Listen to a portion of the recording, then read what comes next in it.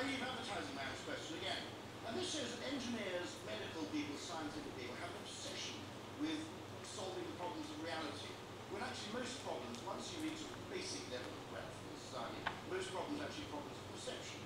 So I ask another question. What on earth's wrong with placebos? They seem fantastic to me. They cost very little to develop. They work extraordinarily well.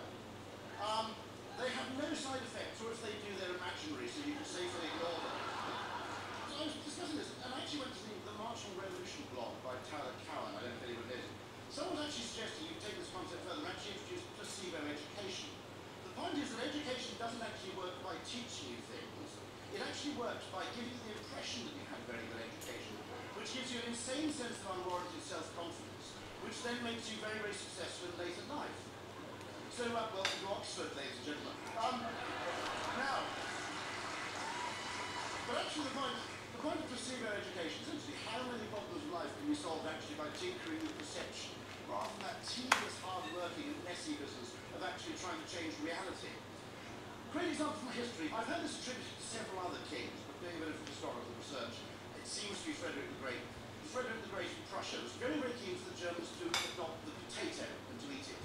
Because he realised that if you had two sources of carbohydrate, wheat and potatoes, you get less price volatility in bread, and you get a far lower risk of famine, because you actually had two crops to fall back on, not one.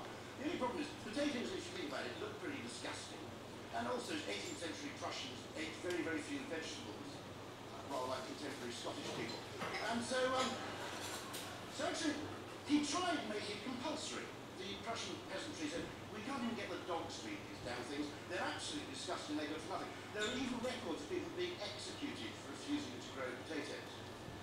So he tried plan B, he tried the marketing solution, which is to declare the potato as a royal vegetable, and none but the royal family could consume it. And he planted it in a royal potato patch with guards who had instructions to guard over it night and day, but with secret instructions not to guard it very well.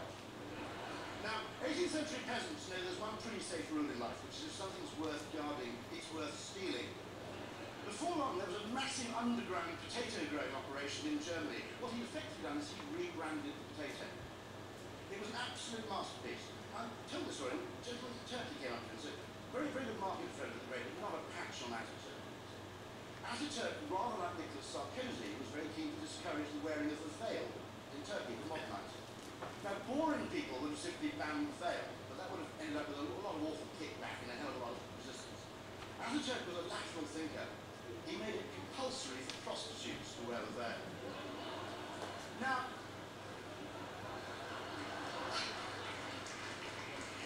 I can't verify that fully. There's your environmental problem solved, by the way, guys. All convicted child molesters have to drive a Porsche Cayenne.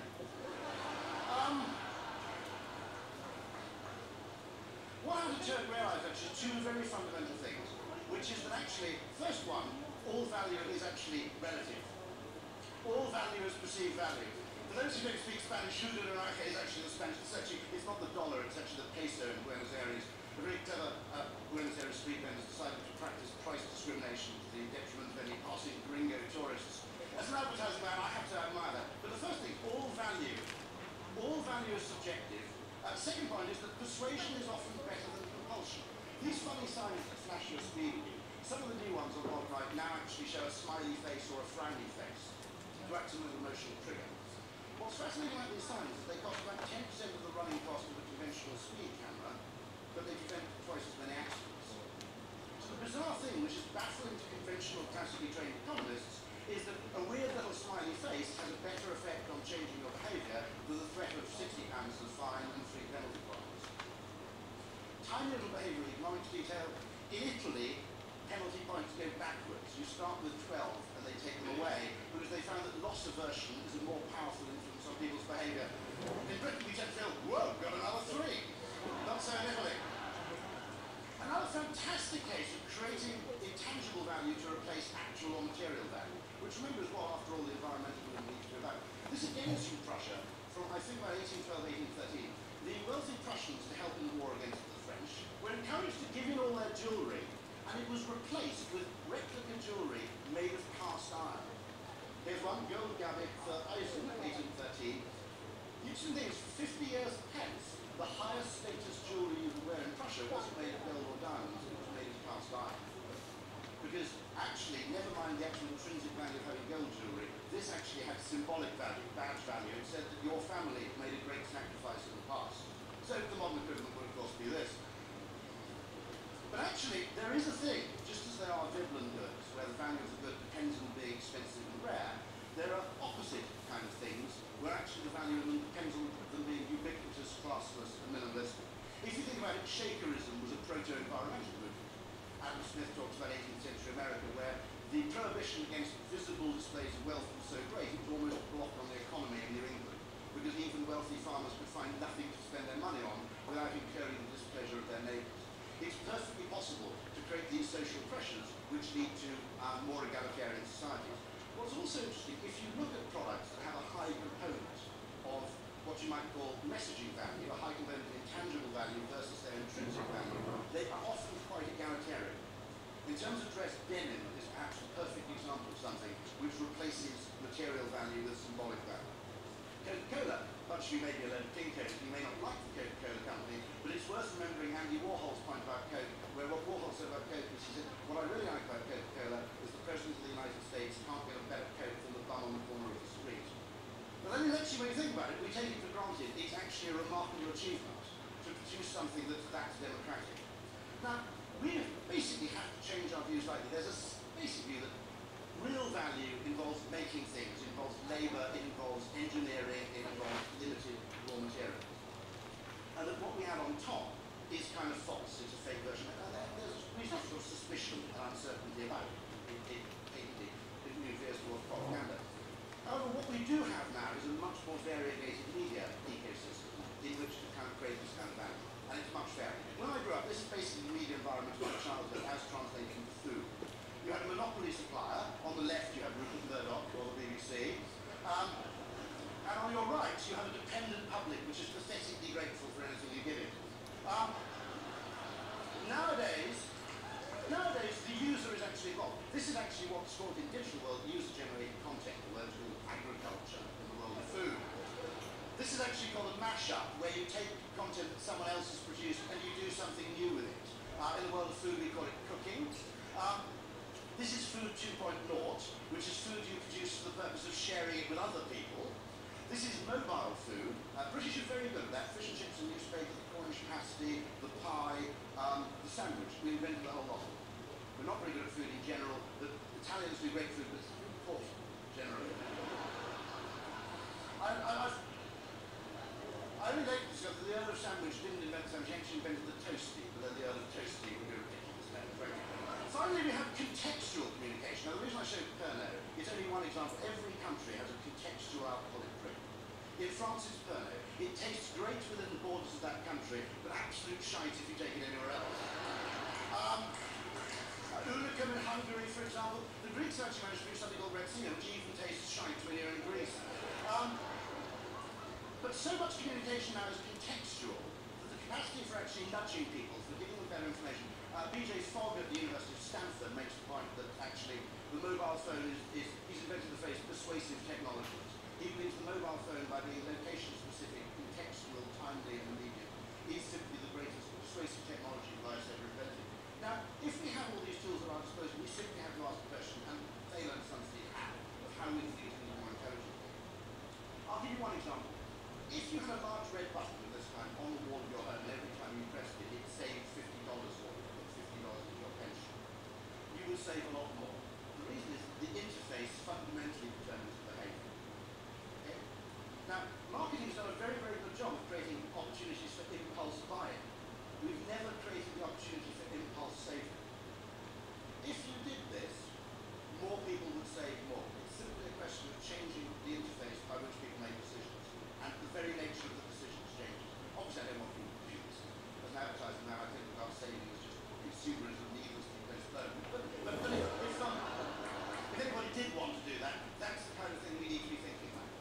Actually, fundamental opportunities to change human behaviour.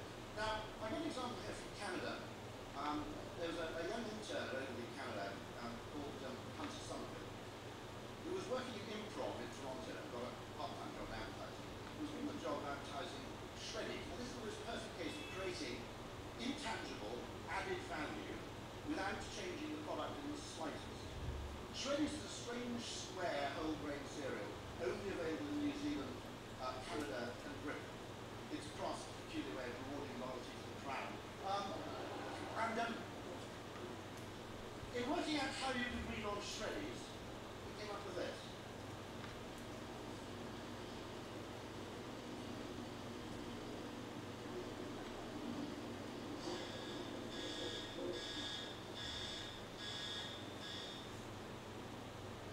Shreddies is supposed to be square.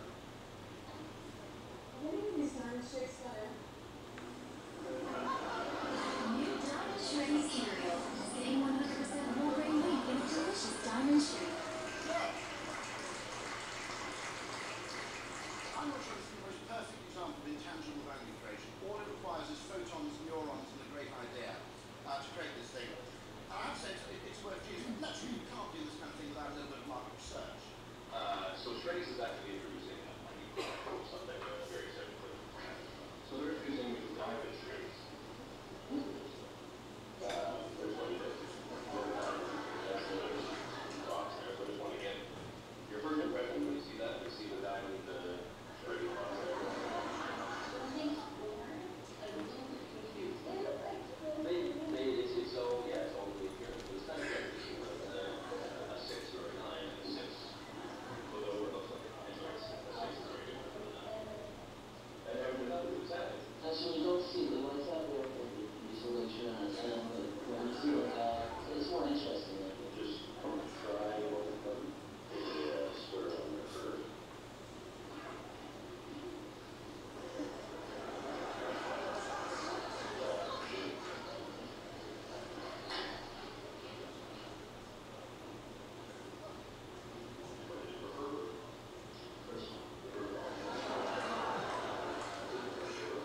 Now, naturally, as the debate raged, there were conservative elements in Canada, unsurprisingly, who actually